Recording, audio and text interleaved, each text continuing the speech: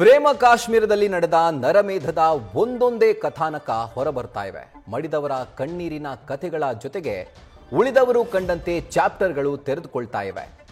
ಉಗ್ರರನ್ನ ಸಂಹಾರ ಮಾಡೋದಾಗಿ ಕೇಂದ್ರ ಗೃಹ ಸಚಿವ ಅಮಿತ್ ಶಾ ಶಪಥಗೈದಿದ್ದಾರೆ. ಇನ್ನು ಉಗ್ರರ ಗುಂಡಿನಿಂದ ಪಾರಾದವರು ಅಂದಿನ ಕರಾಳತೆಯನ್ನ ಬಿಚ್ಚಿಟ್ಟಿದ್ದಾರೆ.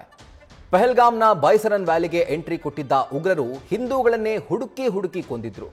ಈ ದಾಳಿಯಲ್ಲಿ 26 ಮಂದಿ ಜೀವ ತೆತ್ತಿದ್ರು. ಆದರೆ ಉಗ್ರರ ಕಣ್ಣಿನಿಂದ ಕ್ಷಣ ಮಾತ್ರದಲ್ಲಿ ಬಚಾವಾಗಿದ್ದ ಬೀದರ್ನ ದಂಪತಿ ಅಂದಿನ ಕರಾಳತೆಯನ್ನ ಬಿಚ್ಚಿಟ್ಟಿದ್ದಾರೆ. ಜಸ್ಟ್ 30 ನಿಮಿಷಗಳ ಅಂತರದಲ್ಲಿ ಭಯಾನಕ ದಾಳಿಯಿಂದ ಬಚಾವ್ ಆಗಿದ್ದು ಹೇಗೆ ಎಂಬ ಕಹಾನಿಯನ್ನ ಅವಿನಾಶ್ ಜಯಶ್ರೀ ದಂಪತಿ ತೆರೆದಿಟ್ಟಿದ್ದಾರೆ.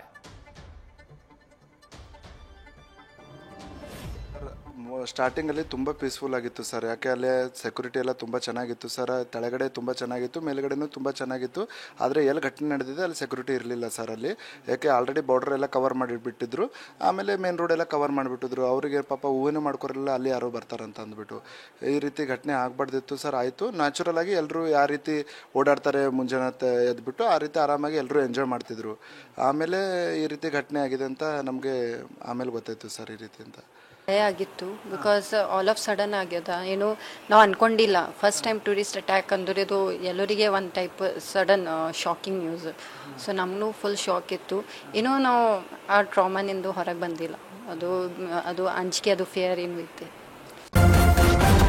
ನ್ಯೂಸ್ ಫಸ್ಟ್ ನಿರ್ಭೀತಿಯಿಂದ ನಿಮ್ಮ ಪರವಾಗಿ.